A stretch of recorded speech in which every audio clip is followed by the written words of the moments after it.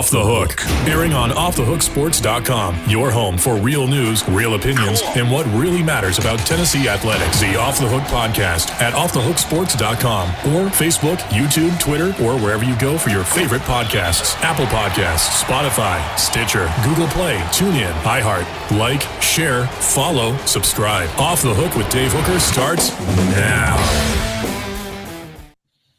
With Chris Landry, I'm Dave Hooker, and this Chalk Talk is brought to you by The Mattress Place. The Mattress Place, sometimes people hear Chapman Highway and they think to themselves, well, that's a way down the road. No, it's not. It's just 2 miles from Henley Street, so they can take care of all of your bedding needs right there at The Mattress Place. And no gimmicks, just 30 to 70% off every day. The Mattress Place. You ought to see the reviews. They're fantastic. So before we get any further, I want to remind you to subscribe, hit that button, and like this video, and we can bring you more content about the Vols and about Tennessee. So camp is opening for Tennessee. Wanted to get an offensive breakdown, which should be pretty interesting because this is one of the more interesting offensive teams in the nation, Chris. I really look forward to seeing how they develop under Josh Heupel in year 2. Yeah, 475 yards of offense per game, 39 points per game. And, college statistics can be a little misleading at times relative to the opponents that you play. I like to look at conference games more, but that's a pretty good number. Now, this offense, and we need to get used to it, that is like 30 points for this offense is, like 18 to 20 for most people, or maybe even 17.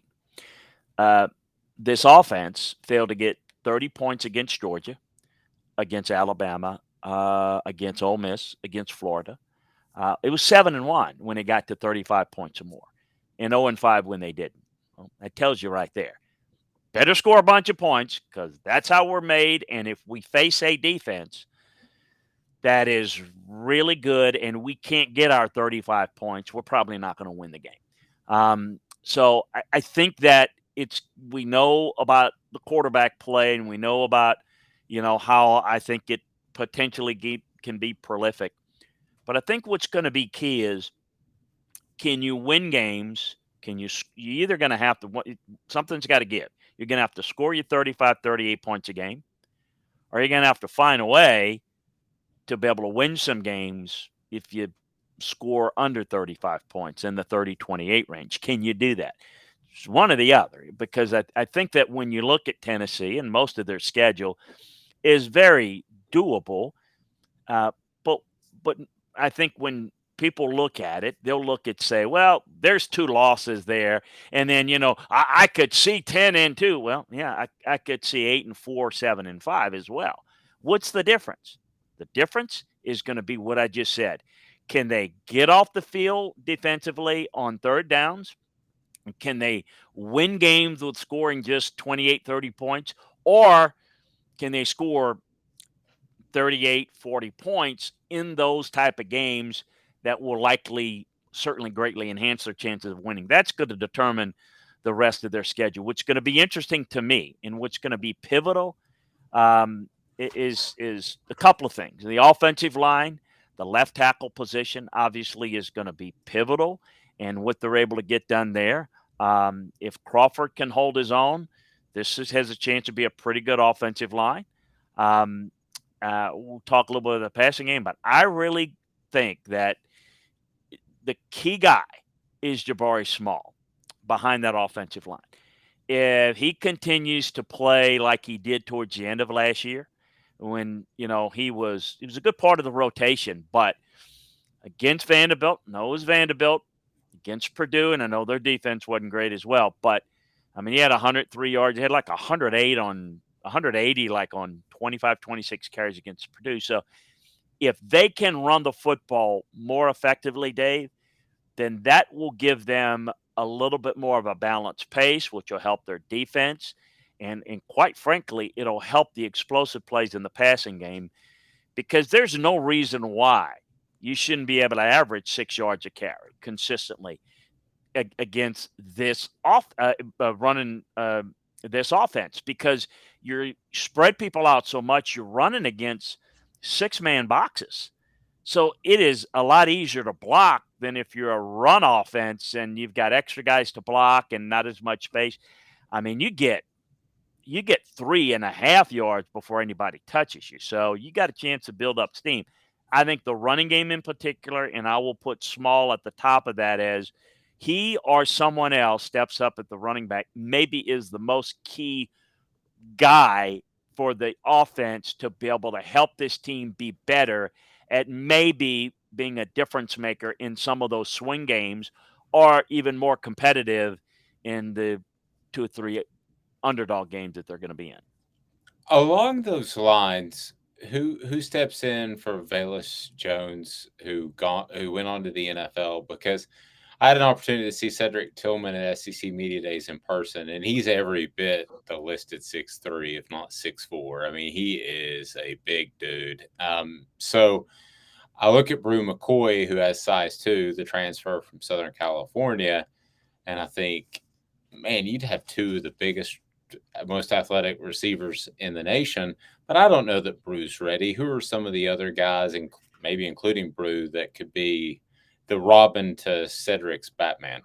Well, I think McCoy better be ready, and there's no reason to bring him in if he's not ready. If he's not a really good number 2 receiver, then they've missed on him because this is a guy that was really good. Now I know we're talking about an elite talent. Signed with USC, left for Texas, went back to USC, was suspended from the team, now is at Tennessee. So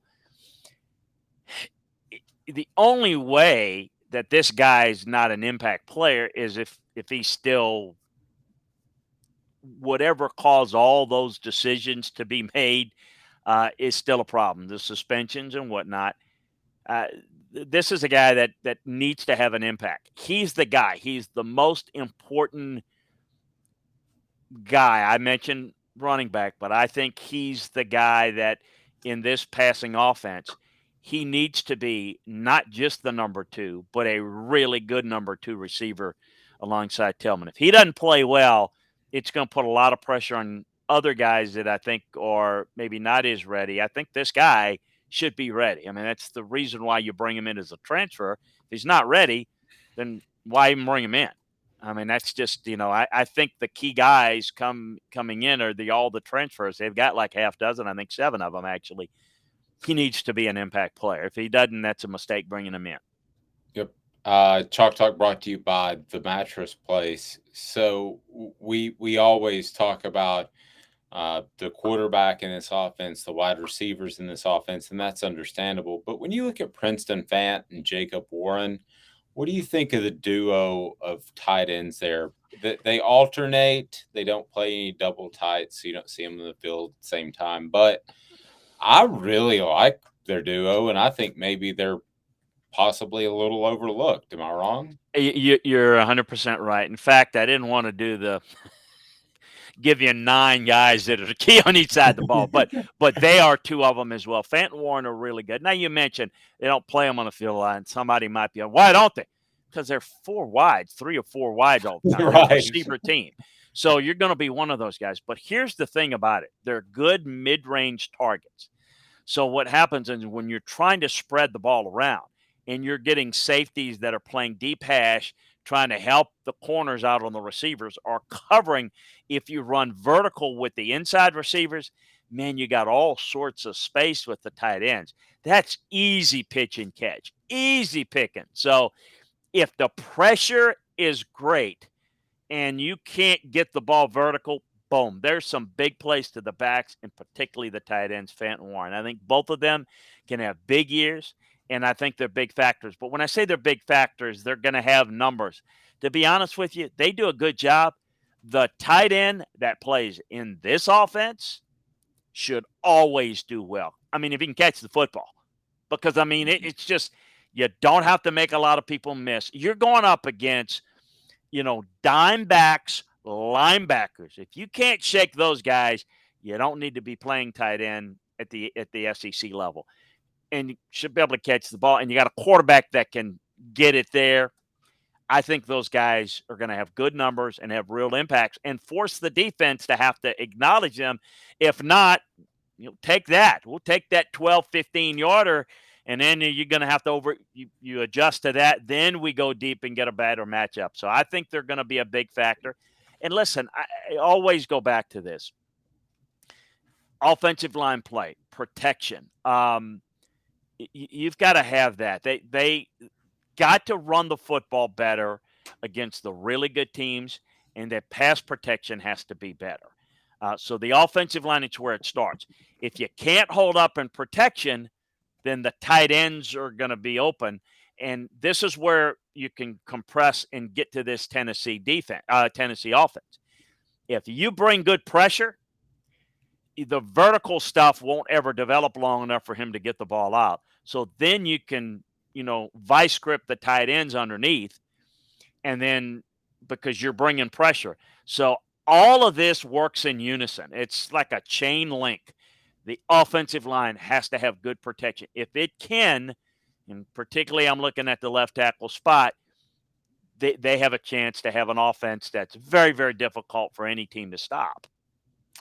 Chris, you were at the Manning Passing Academy. You speak there regularly. Your thoughts? Did you get to see much of Hendon Hooker, who was there? And just kind of as a follow-up question, if you look at his completion percentage, you would say one of the more accurate quarterbacks. But we both know that that's not really. There were guys running bare last year, so I still have some questions about his accuracy. How much can that improve in an off season? Well, I think his completion percentage will always be good Right. because of this style. I think I think he's pretty solid in ball placement, but I think sometimes the ball comes out a little late. But I think experience, to answer your question, I think he can improve it. I think he can improve it a great deal because I think, look, accuracy is an interesting. Some people think, well, you either can throw it to a spot or not. To a point, that's true, but a lot of it is anticipation. Right. So a lot of it as you know what route is coming, you're throwing it to a spot. Well, if you're throwing it to a spot and the receiver's supposed to be there, he's not there, it looks inaccurate. Or if you're a little late and the receiver runs by, it's the combination of that. I think he can be better. I think with good protection, I think you'll see him be really effective. I think some of the times you got to break down each play, but when I break it down, there are times where he's a little bit concerned about the protection, so the ball came out a little inaccurately, which is going to happen against anybody. It's going to happen against Tom Brady. But then there are other times where I think that maybe he wasn't as quick deciphering things. So I think those things, if you can improve both the play around him and his recognition skills, I think he can get better. I expect him to have a really good year. Look, if he doesn't, it's not going to be the season for Tennessee that a lot of people think, because he's a big reason why you like Tennessee, because it's the offense, and the offense without a quarterback that can run it is going nowhere. So I think he'll be fine. He'll be good. And I think the offense will be good. How good? That's what's going to be fun to find out. It'll be good. Is it going to be good enough? And can they complement it? That's what I'm looking most forward to watching. Breakdown of Tennessee's offense brought to you by the Mattress Place. The Mattress Place, just about 2 miles from campus. It's that close. So get to the Mattress Place and know that there are no gimmicks. It's 30 to 70% off every day. For Chris Landry, I'm Dave Hooker. This is a production of Off the Hook Sports.